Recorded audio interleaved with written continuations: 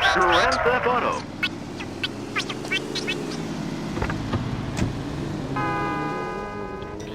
Back when Rockstar North was still DMA Design, they brought up the idea of a racing game that inspired freedom rather than being restricted by invisible walls and tight levels. Race and Chase was supposed to be that game, but the developers liked the freedom so much that they altered the game into what is now Grand Theft Auto. This is the 1997 original for the PS1, and oh, how far we've come. Uptown, downtown, speeding all around. The Nike 47 got the power and it's bound to move any mother that gets in my way. Just another power machine on the freeway. Riding with me, there's my MC homeboy. Knowing the rules ain't part of his program. Finding the right way around this map. Grand Theft Auto, if you don't already know, is an open world game and consists of you stealing cars, shooting cops and driving like a lunatic. Unless you're me, in which case you're driving like a sane person, obeying laws and being boring.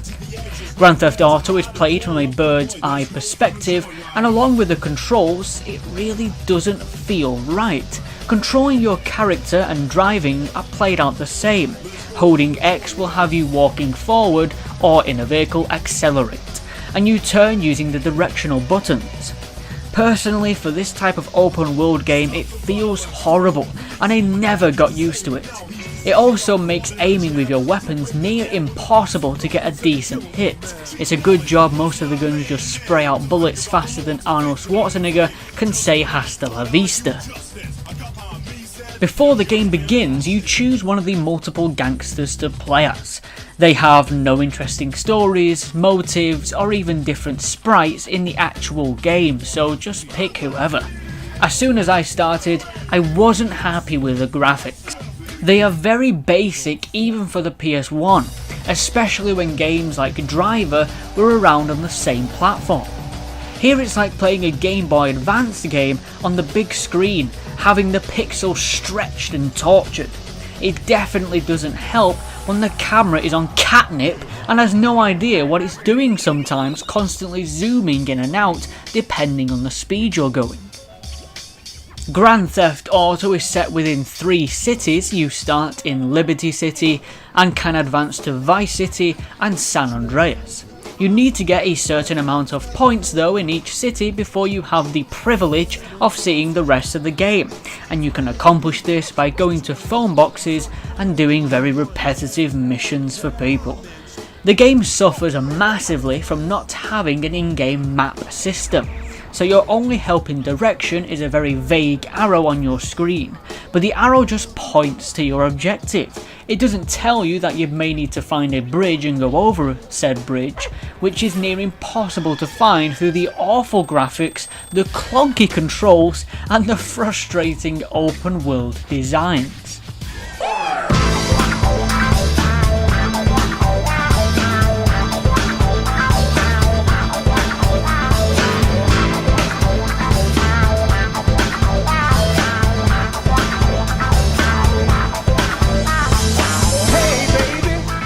Grand Theft Auto does feature a pretty good soundtrack, like many games in the franchise, and I guess at the time it was cool to have a game with some freedom in what the player wants to do next.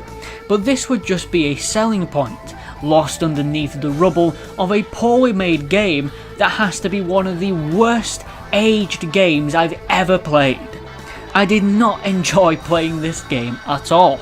The controls, the graphics, the disastrously forgettable open world, and the sheer frustration of just where to go really killed it for me.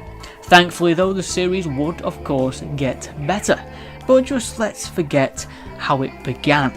Grand Theft Auto on the PS1 gets a final score from me of a 45%.